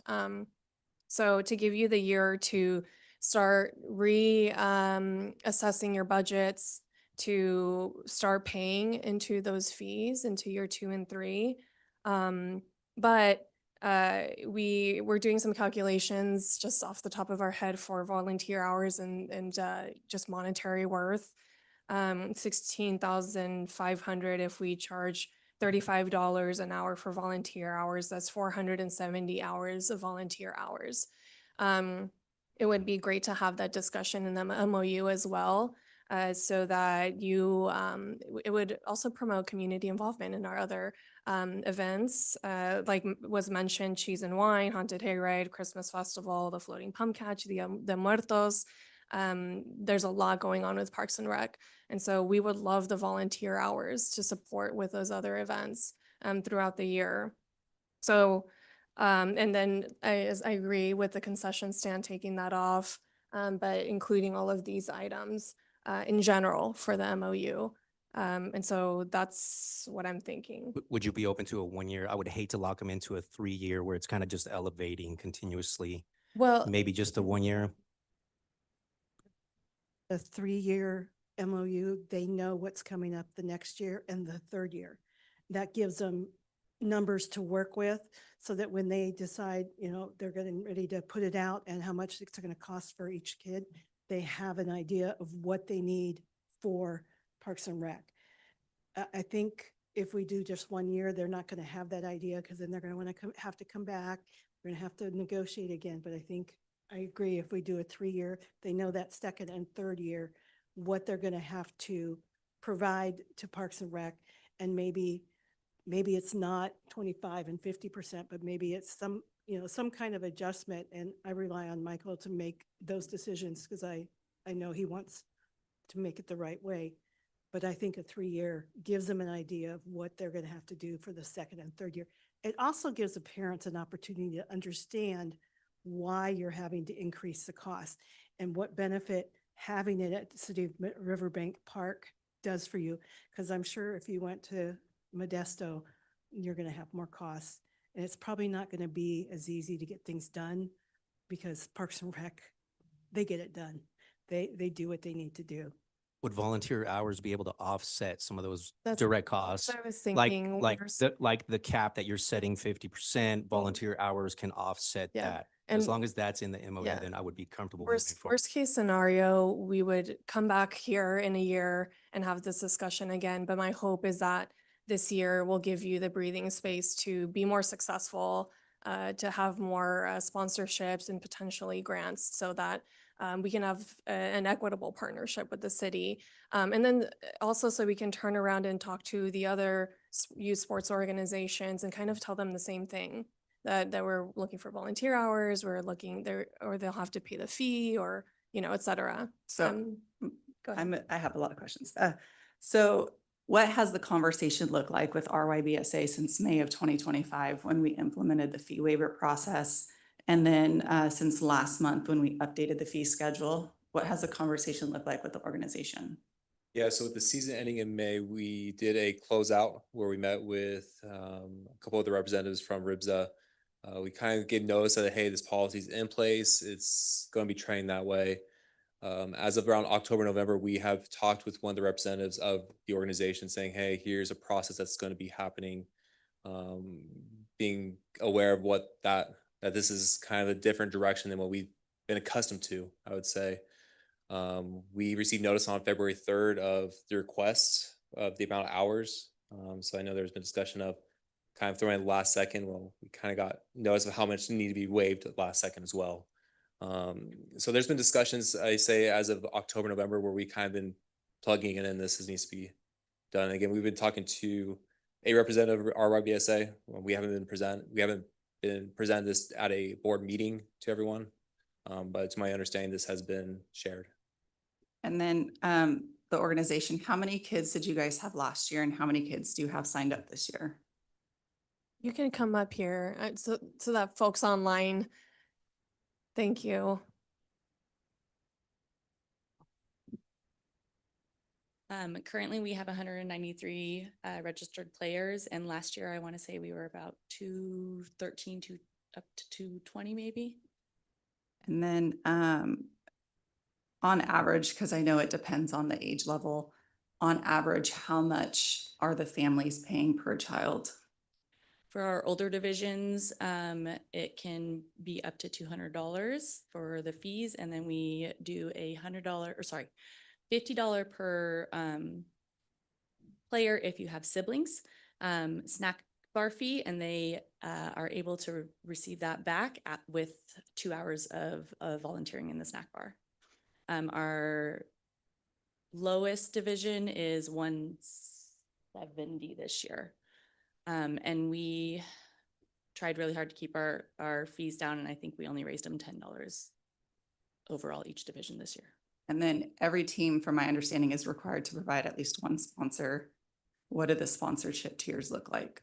So the teams don't get those. We do have a sponsor manager who goes out to all the businesses. We try to look for our repeat sponsorships, and she does have like a tier with that. She can speak to that more than me, if that's okay. Yeah, I would just like to know the amounts because I'm kind of just doing the math in my head. And then how many teams do you usually get in a season? It depends because the amount of players is different per team, but this year we have 16 teams. Yeah, could we have you speak to the sponsorship levels?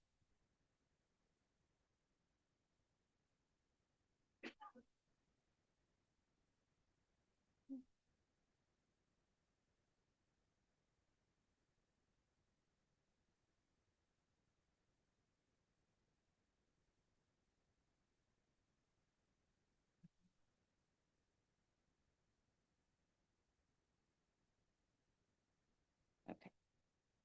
So basically, hi, I'm Violet. I started doing sponsorships, I think it was about 4 years ago. There was a layout that they had before that basically the sponsors would do a $250 donation, and they would get a banner, and then like their information on our Facebook page, and then obviously their names on the back of jerseys. Throughout the years, or since then, I think it was my second year, I decided to change it up a little bit because I did see other leagues, specifically Oakdale and Series, and they had different tiers. I myself, my husband runs a business, so he was a sponsor. His dad also sponsored my first year, and they just needed different levels of sponsorships. Like, my husband needed the full blown, he wanted advertisement, he wanted everything. My father-in-law just wanted that tax write-off. So I felt it was necessary to make options and also customizable. It has been difficult to get sponsors, and most of the sponsors are parents or grandparents of players already that own businesses. I try to make it local before I start reaching out to Modesto or Oakdale, because we do want to advertise and keep everything in home. There's 3 levels. Let's see if it comes up. There we go. So we have what we would call the minor level. I kind of did it like with the baseball. So minor, major, and all-stars. The minors would be a level of an amount of 200, major would be 300, and then the all-star would be 450. The 450 gives you the full everything. You get the logo, the link on the website. You get all your banner put out on opening day, and we do supply the banner. I do my work on Canva and all that, and so the business don't have to worry about the businesses do not have to worry about that. And then back of the jersey, they get their plaque, of course, their receipt, and then other perks like, if they want a certain color, their team choice. Like, it's not just they get random. Like if I specifically want to sponsor my daughter, I want that team, I'm paying this much because I want to sponsor that specific one. But there is options, I guess, if that helps. As far as obtaining the sponsors, it's difficult. The businesses locally can only do so much. And again, we lean on them greatly to be able to sponsor, but they're also, again, parents to the players already. So I don't know if that helps. You. Guys have any questions? No questions. So I kind of want to go over what I'm thinking. So parents are already volunteering their time. I could tell by some faces when we mentioned volunteer hours that it gets a little scary. Life is busy. So I don't want to offer up parent time. I don't think we should do anything beyond a year at first until we kind of build our partnership up, get more visibility to the books. I don't think oversight on the snack bar is really a good idea because you have cost of goods, point of sale. We would have to be involved in the menu, the pricing, all that. So it becomes very cumbersome. And we don't want to micromanage the process in a partnership. Like, we want it to just be an open conversation. And then I think that can you go back to the other partial fee idea part? Okay, so I think obviously being the number one sponsor and making sure that that's put out there. The insurance needs, the release waivers, that we have all of that information to make sure that all the children and their families have signed those.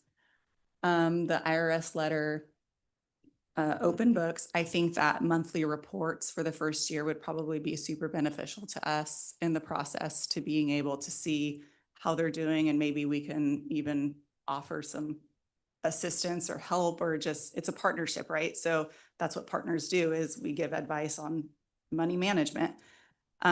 Board meetings, I think they need to be posted to the public 48 hours in advance, so that if there's public comment on it, they can come to the board meetings. You guys hold them in a public space. There's room for it to be open to the public. And just with time and how kind of late this has come, I think that we should just do like a per player fee this year, and then evaluate that and see how that looks into the next year. So in my mind, I actually looked up a couple partnerships that youth baseball organizations have with cities. And I kind of like the idea for this first year, charging about $40 a player, which ends up being about $7,700 in fees for them for this year. And then they continue to take care of the lights, the aid, field dragging. And I just kind of wanted to draw some perspective, because I come from baseball. I actually coached for RYBSA. That's how I met Michael Christie, is my stepson and his son played together. So I'm very familiar with the organization, and baseball diamonds take a lot of money to maintain. So the clay dirt is not cheap. And just for perspective on the council's part, one pallet of the clay dirt that they use cost $2,400 3 years ago, and we're due to actually buy another pallet probably this year. So, I mean, yes, charging $7,700 because we're doing $40 a player based on the 193 enrolled, it seems heavy, but we're instantly going to be putting $2,400 or more, because this was 3 years ago, immediately right back into it. So just to kind of draw some perspective and big picture things, these fields are not cheap to maintain. We're doing all of the yard work on it. We have a contract for landscaping, but it all adds up. We play at Belpassi now, my younger son, because he was able to play at 2.5 because of birthdays and all that fun stuff.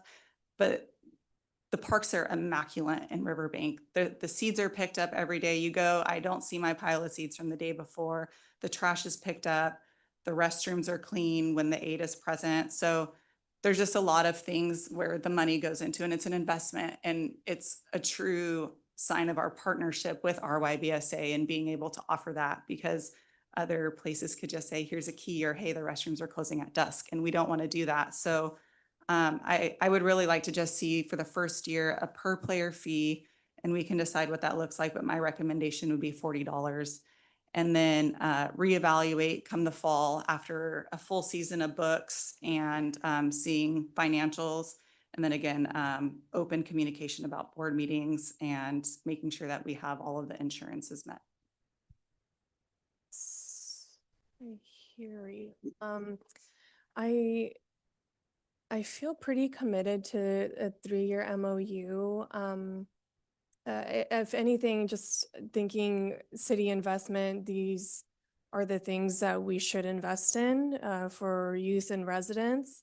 We were just talking about the budget as a whole and what that's looking like, and obviously that's front of mind, but all things being considered with the communications that's happened over the last year, are the change, I mean, that you're all going through internally. I appreciate the meetings being public, but I do trust you all are going to be working through it on your own, and that we should focus internally on parks and recreation, but it'd be great to have them open to the public. I don't know if I would want to mandate that. But so is there any more discussion? I want to recommend a motion to approve a 3-year MOU with no fees for the first year, 25% for the second, and then 50% into the third. Having open discussions and negotiations on what that will look like in the MOU, but mandating the IRS letter, the organization's finances, the insurances, and having the organization be responsible all for full add-ons, including the deep cleaning and defining that of the concession stand, so we can continue to be good partners on that. Yeah. Yeah, so I'm still having a hard time going to that 3-year mark. I am more in line with the 1 year. I would like to see it as a pilot. The timing couldn't have been worse for you, as an organization. You guys are locked in and you got to move forward, right? And so I kind of feel like, I don't know, I kind of feel like we may not come to a consensus here. I do like option 3, but I don't want the per player charge. I believe it was 77 plus the 1,700 plus the I think it was roughly 1,300 deposit. So that puts them pretty much over that 10 grand mark as well. So I'm still kind of back to pilot program, 1 year. You're gonna mention something. We have your motion. And I second that. Roll call, please. Councilmember Uribe, No. Councilmember Fosse, Yes. Councilmember Call, No. Vice Mayor Pimentel, Yes. Mayor Hernandez. Yes. Motion passes 3-2. Thank you very much. And we'll continue conversations and appreciate the partnership. Okay, item 11.2, a resolution authorizing the inclusion of certain Crossroads West specific plans, roadway and trail segments in the citywide system development fee update study. Rajman, our director, thank you. Good evening, Mayor, members of the City Council. As the mayor mentioned, tonight we have a resolution that would authorize the inclusion of certain Crossroad West roadway and trail segments to be included in our ongoing citywide system development fee study.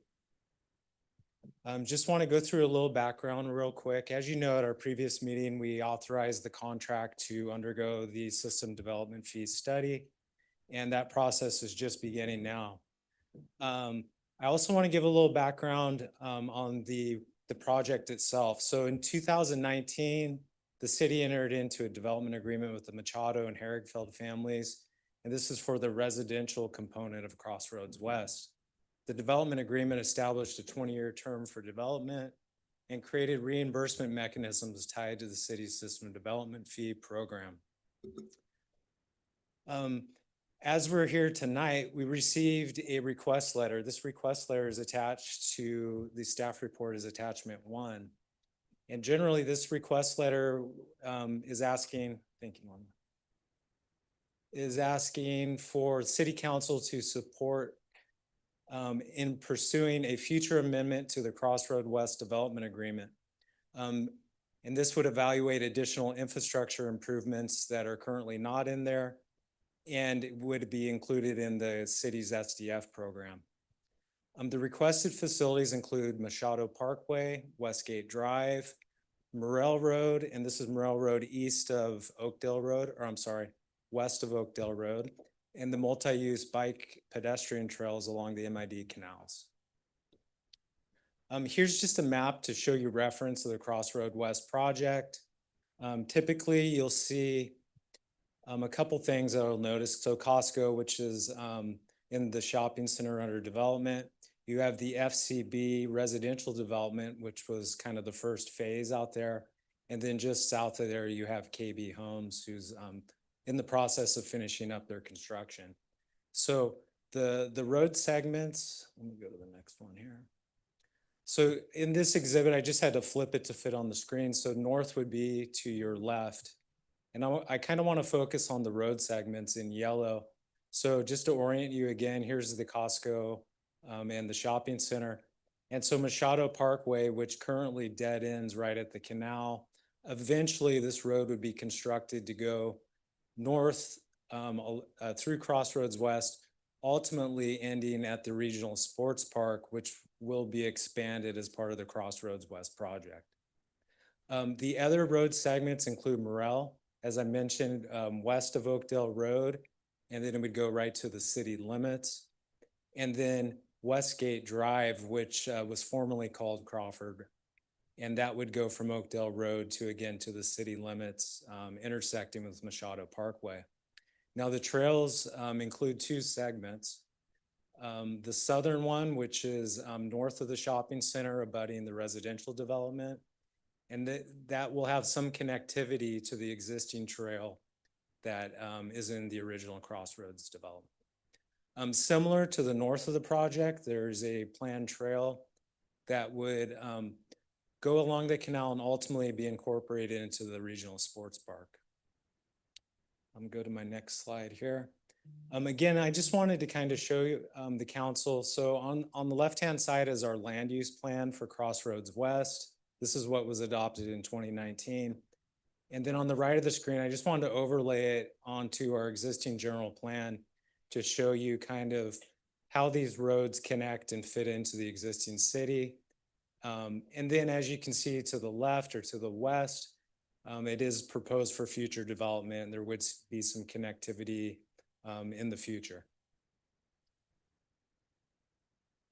Again, so the applicant's basis for this request is that there's been changes. The area has changed significantly since the original approval.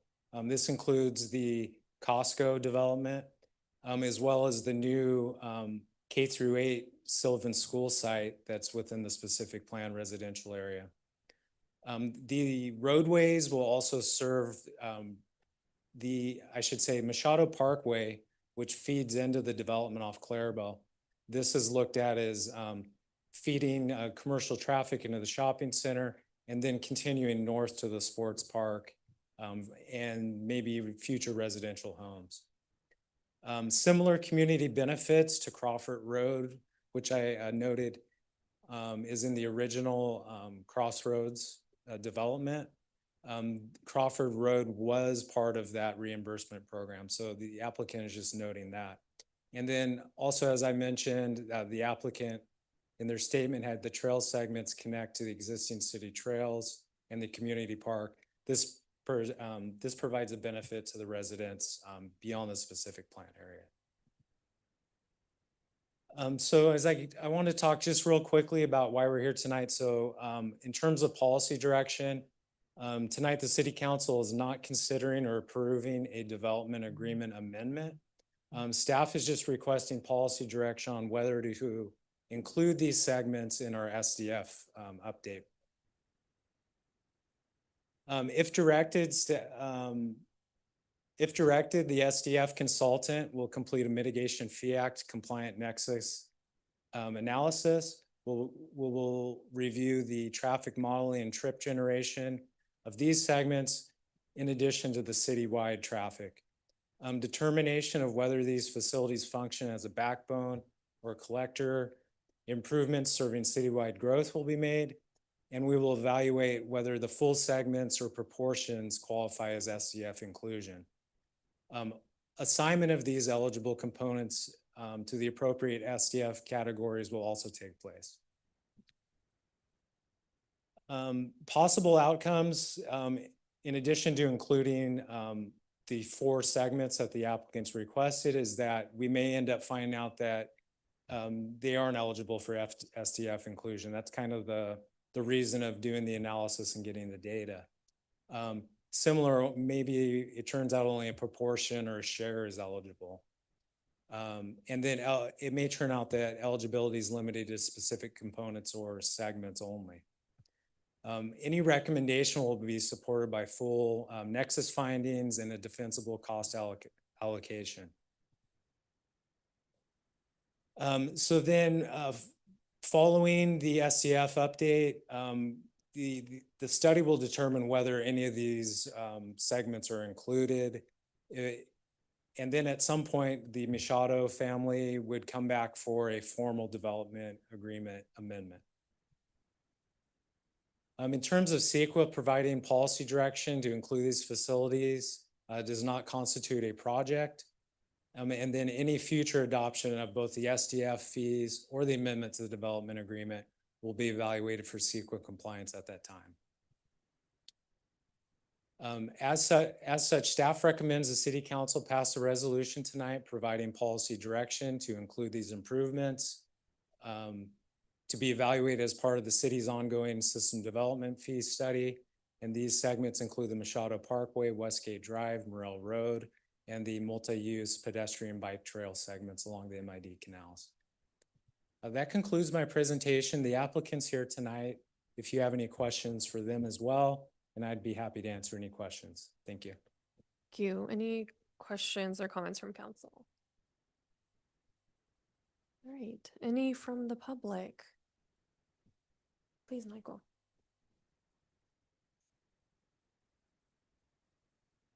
Michael Christie, Crossroads East, and I hope the city and the council will work with the Machado family on this. Without them, I would still be living in a home in Modesto that I didn't like living in. So thanks to that family for developing farmland and working with the city in the past. We now have a home that we love and raised 2 great kids in. So I hope the city will do whatever they can possible to work with them. Thanks. Thank you. Good evening, Mayor and Council. Dave Romano on behalf of the Machado family. We just appreciate if you would consider these utilities, these roads and entities for us. You know, when we started this project, we didn't realize that we were going to have an 18-acre K-8 school right in the middle of the project, nor did we realize that the shopping center was going to have a Costco, which is extremely exciting.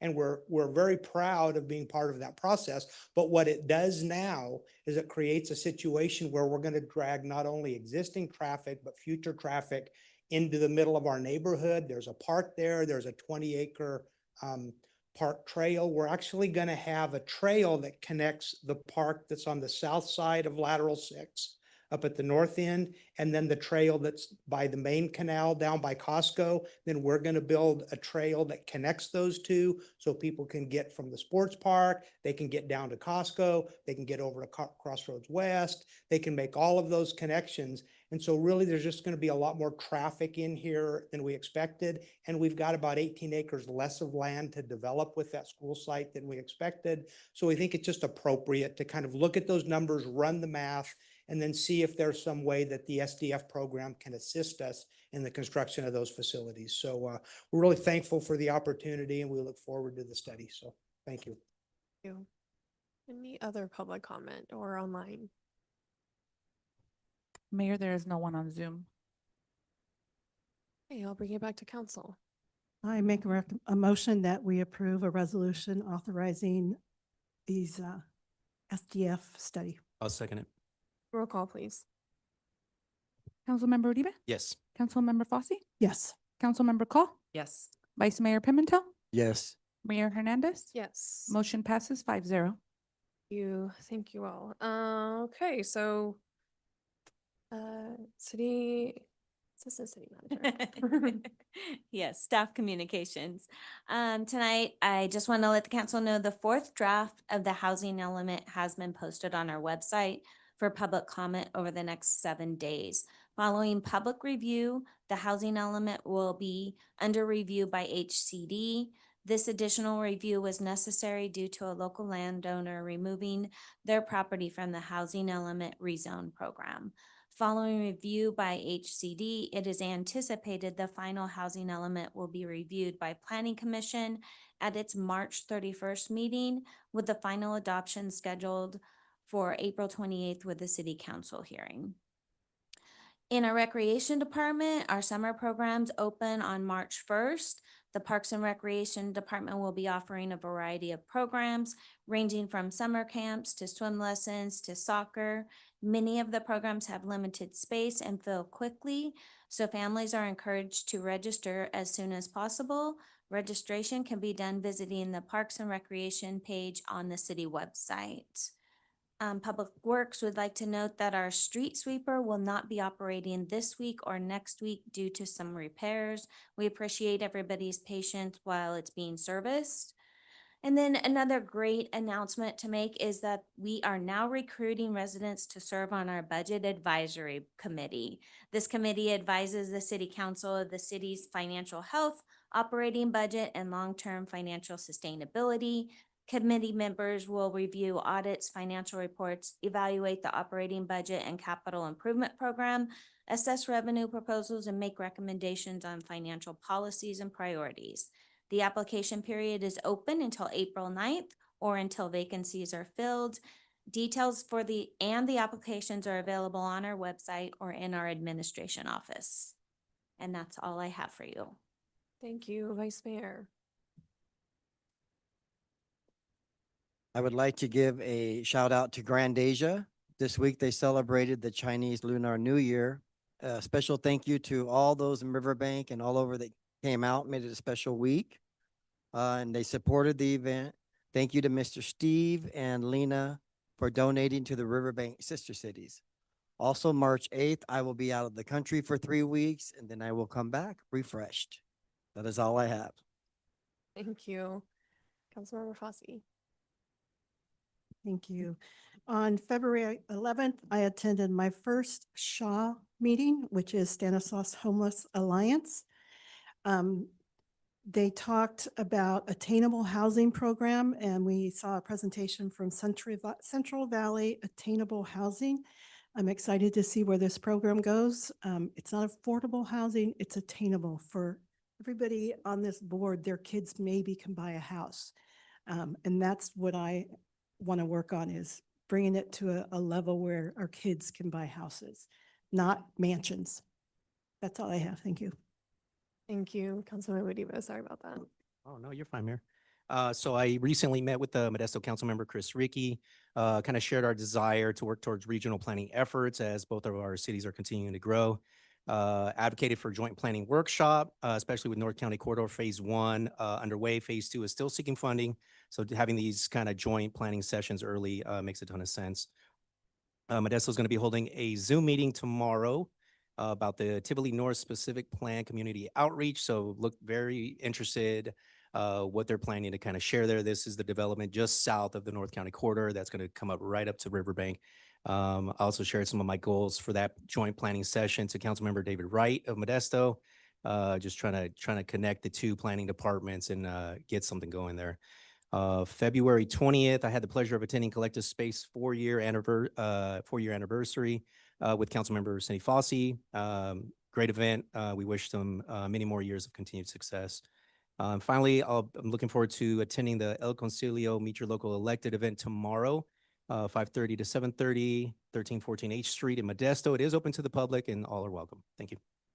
You, Councilmember Call. So last week I was able to attend the StanCOG meeting where they just reviewed the 132 expansion and going into the second phase of that. I also met with Supervisor Buck Condit and Department of Environmental Resources, Christine McKinnon, regarding Sturgba.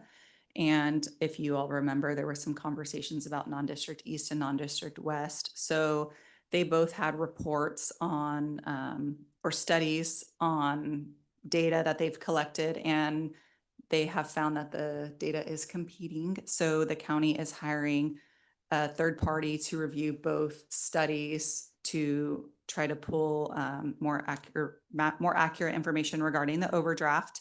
And last Wednesday, the county met with non-district East and they discussed some next steps. So there's more meetings to come on that. So I'll be happy to report once I get those. And then last Friday, Supervisor Buck Condit and I went to tour Ametis, the Riverbank Industrial Complex. Buck hadn't been there in a couple years, so he was very interested and fascinated in all of the work that Ametis had already done and the future plans. And then we may have identified some opportunities there.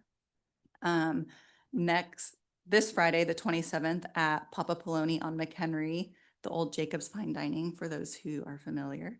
They are holding their 4th annual speech and art contest starting at 6 p.m.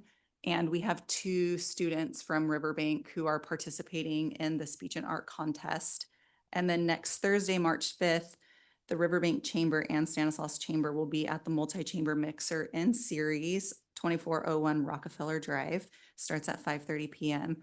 And then a couple months ago, maybe, Councilmember Uribe had brought up speed bumps. And since then, I've had constituents in both District 1 and District 3 reach out to me about some concerns with roadways.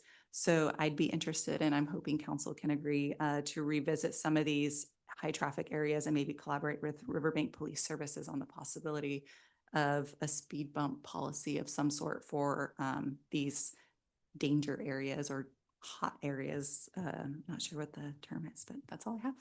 Maybe even an update from the traffic committee, just kind of see where they're at. Yep. Thank you. I mentioned previously that Councilmember Call and I were going to go on a StanCOG bus tour. So we jumped on the bus with some of our peers and went from downtown Modesto through Southside Modesto, down Roselle to Riverbank to talk through some of the ongoing projects, the funding and some of the limitations that are going on. The next day I had 4 to 5 hours of interviews to finally interview the finalist or the person who hopefully is going to accept an offer for the executive director position of StanCOG. There is more to come on that as negotiations happen. And that is it for now. We have no closed session, so our next regular city council meeting will be on March 10th at 6 p.m. This meeting is adjourned.